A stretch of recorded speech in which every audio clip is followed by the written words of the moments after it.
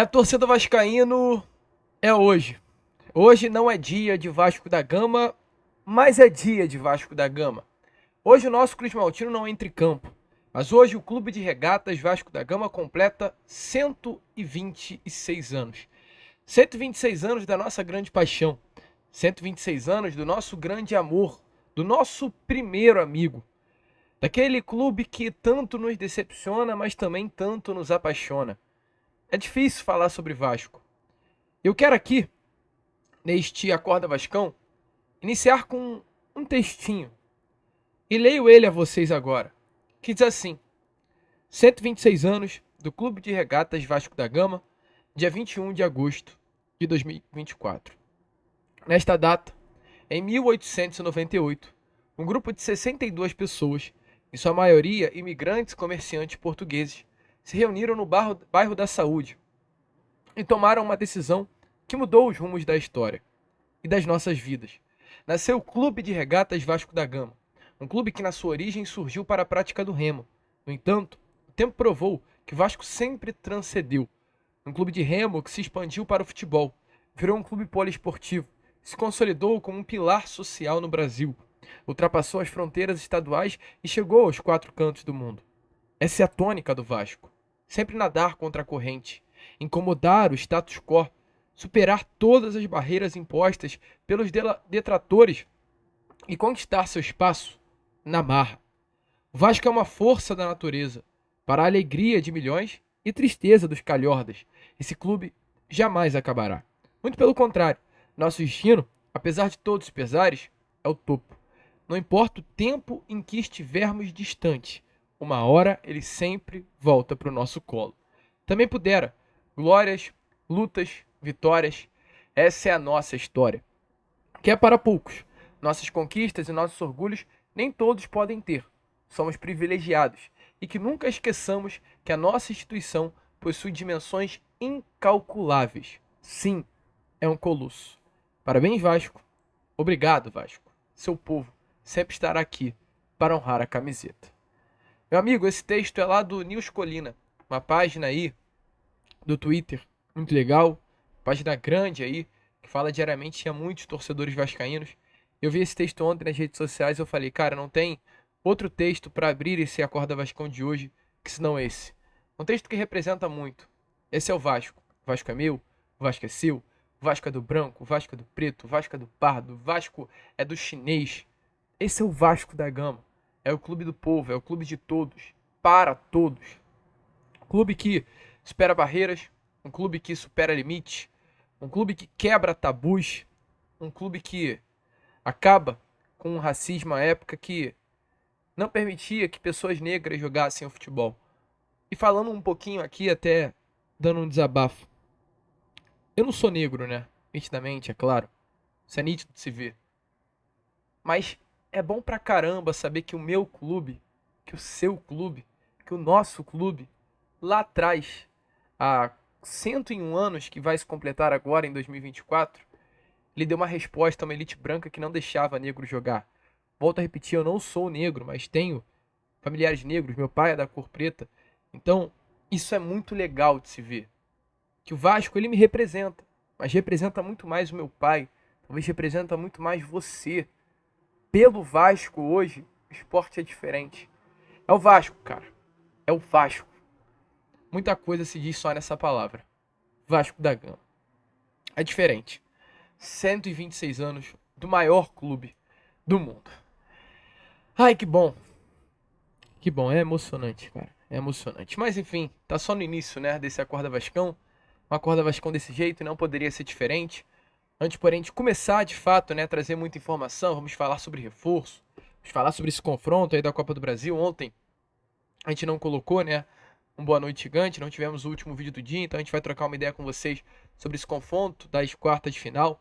Fala também, é claro, sobre movimentações no mercado da bola, o Vasco segue aí à procura de reforços nesse mercado e muitas outras informações. É um Acorda Vascão aí, cheio de novidades para você que é torcedor vascaíno. Porém, é claro, antes de começar o vídeo, antes de deixar todos vocês muito bem informados sobre o nosso Cruz Maltino, Como sempre falo aqui no canal, quero dar as boas-vindas a todos vocês que estão chegando aqui pela primeira vez.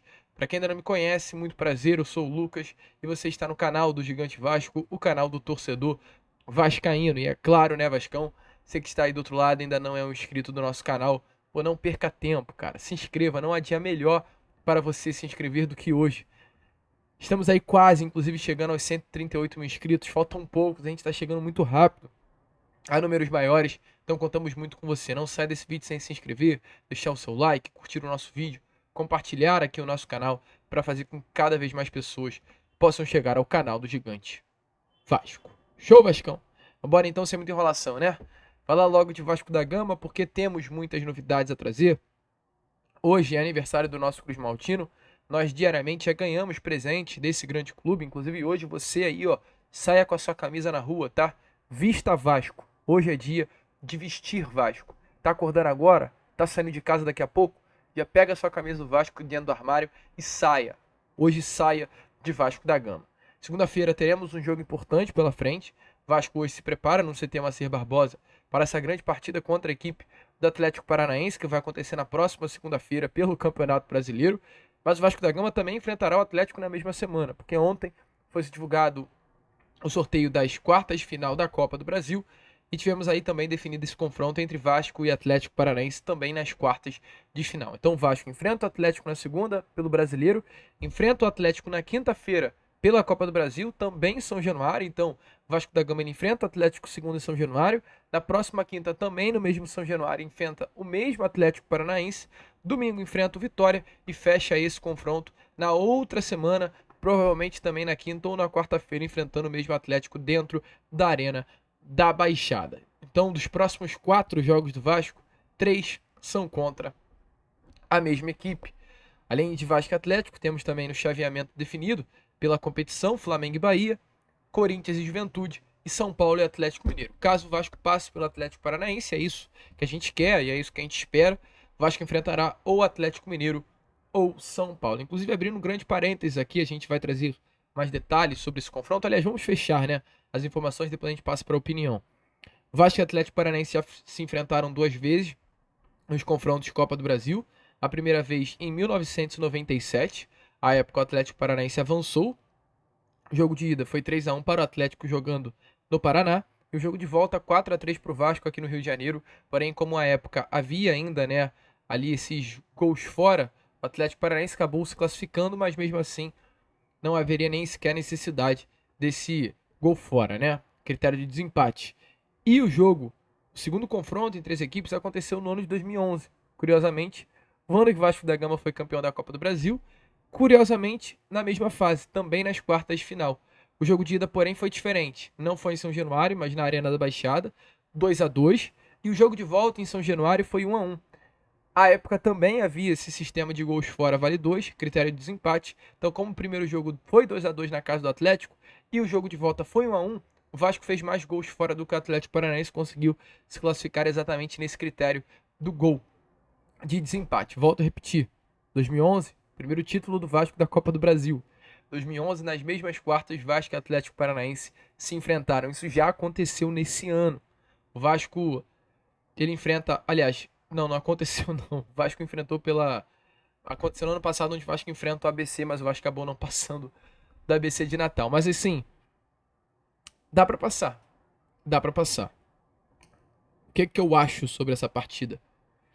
Eu acho que não tem como a gente ficar com medo do Atlético Paranaense. Essa é a minha opinião. É um clube bom pra caramba. É uma equipe que nos últimos anos está melhor do que o Vasco da Gama? Acredito que é inegável. O Atlético Paranaense foi uma equipe que no ano retrasado estava disputando final de Libertadores. O Atlético Paranaense é uma equipe que nos últimos 5 anos, se não me engano, venceu 2 Copas do Brasil. Uma equipe que figura entre os primeiros da Série A do Campeonato Brasileiro. Hoje, o Atlético ele pode colocar mais medo do que o Vasco para outros adversários. Mas ao mesmo tempo que isso acontece, o Atlético não é maior que o Vasco. A camisa do Atlético não pesa maior que o Vasco, mais que o Vasco. E o vascaíno ele não tem medo. E se tem, não pode ter medo do Atlético Paranaense. O confronto fala isso. A história fala isso. E a camisa fala isso. Hoje, até o momento, inclusive, o Atlético Paranaense não é mais esse bicho-papão. Se olharmos o brasileiro, o Atlético está 1 ponto à frente apenas do Vasco da Gama e é uma colocação acima. O Vasco é o 10º com 28 pontos, o Atlético é o 9º com 29. Qual a diferença das duas equipes? Por que ter medo do Atlético Paranaense? Por que ter medo? O Vasco, inclusive, pode abrir essa sequência de 3 jogos contra eles, vencendo e ultrapassando o Atlético na tabela de classificação. O momento deles é melhor? Sim, recente. Mas a história não diz isso. Hoje, o torcedor vascaíno ele tem que comemorar, sim, enfrentar um Atlético Paranaense nessa fase da Copa do Brasil. Teríamos como opção Bahia, que para mim joga mais bola que o Atlético. Teríamos como opção Corinthians. Ok, joga menos bola, mas é mais pesada a camisa do Corinthians do que do Atlético Paranaense. Poderíamos ter como opção Atlético Mineiro, que é melhor que o Atlético Paranaense. São Paulo é melhor e mais grande, é maior mesmo que o Atlético Paranaense. Flamengo, meu amigo, a melhor opção era o Juventude. Se não é o Juventude, depois do Juventude vem o Atlético e ponto. Não temos que ter medo dele. Eles que têm que ter medo do Vasco. Entenda isso, cara. Volte a mentalizar isso na cabeça de vocês. Lembra até do Ramon, tem que mentalizar. O Vasco é grande. Não é o torcedor vascaíno que tem que ter medo do Atlético Paranaense, mas o Atlético Paranaense que tem que ter medo do Vasco. E é isso que a gente vai lutar até o final. Gosto do confronto. Acho que o Vasco tem totais condições de passar. Assim como o Atlético tem totais condições de passar. É mata-mata. Não há favorito. É jogo grande. É colocar a camisa em jogo, em campo, e conseguir conquistar essa vaga para as semifinais da Copa do Brasil. E, meu amigo, chegamos nas semis, aí já era. Aí começa a ilusão da possibilidade desse título. Mas calma, vamos devagar, vamos caminhando. Devagarinho a gente chega lá. Vasco e Atlético, porém, definido nas quartas da Copa. Tá feliz? Acho que dá para passar?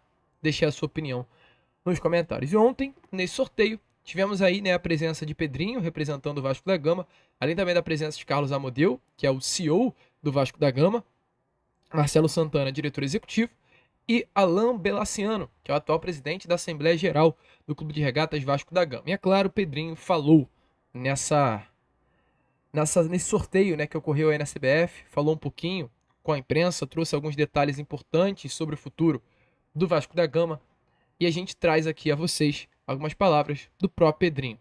A primeira grande palavra do Pedrinho sobre esse confronto com o Atlético. E a gente traz elas a vocês nesse momento. Lá no tapetinho deles, e aí? É duríssimo, né? O adversário não tinha como não ser um adversário duro, né? O Atlético também é forte, muito forte em Copas. A gente sabia que a partir desse momento, dessa fase, até na fase anterior, não tinha para onde correr.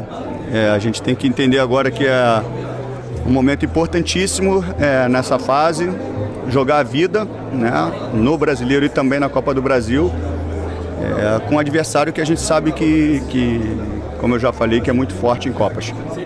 Então, meu amigo torcedor vascaíno, como vocês viram aí, né, realmente o Pedrinho falando e se manifestando sobre esse sorteio das quartas de final da Copa do Brasil. Mas olha, é importante também falarmos, olharmos, pensarmos que o Vasco precisa reforçar.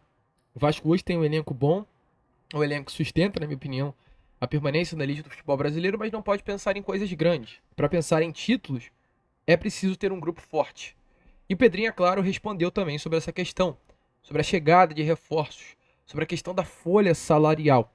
E a gente traz aí agora a vocês algo muito interessante, porque muitos vêm falando, né, sobre como o Pedrinho e essa atual gestão, ela esvaziou a folha salarial.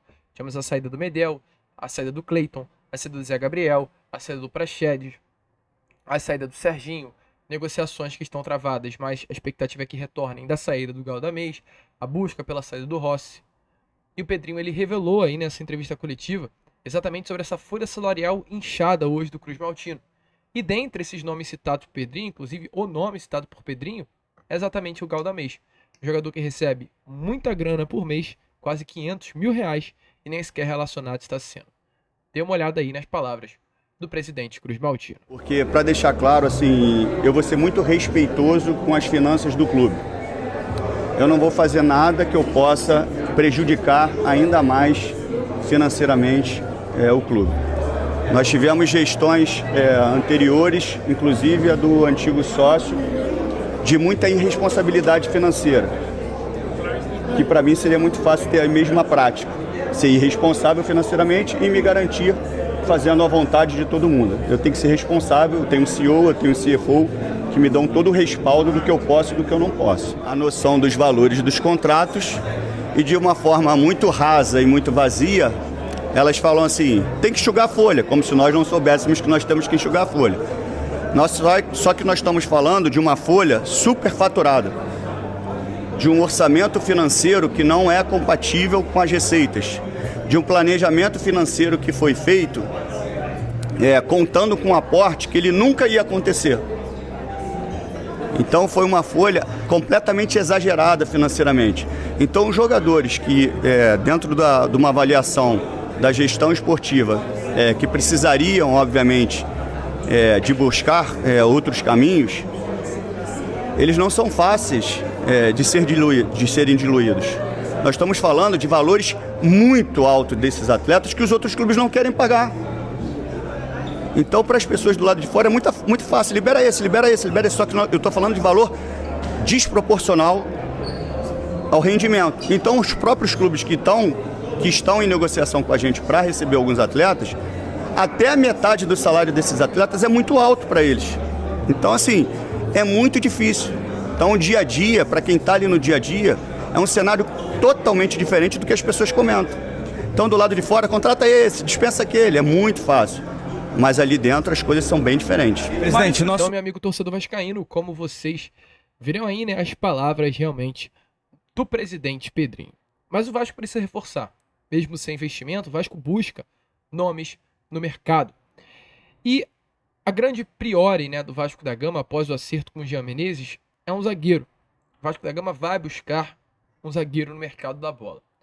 Pedrinho vem negociando e vinha principalmente conversando com o Maurício Lemos, esse zagueiro uruguaio que tem contrato com o Atlético até dezembro de 2025, recebendo aproximadamente aí R$400 mil por mês do clube de Minas Gerais, e que o Vasco da Gama negociou. O Vasco, de fato, manteve conversas, colocou na mesa um contrato de 2 anos e vinha aguardando a resposta do Maurício. Inclusive, ontem o próprio Pedrinho falou sobre a situação do Maurício Lemos. A gente traz aí as palavras dele a vocês, para vocês entenderem um pouquinho qual é a postura do Vasco com relação a esse atleta. Aconteceu.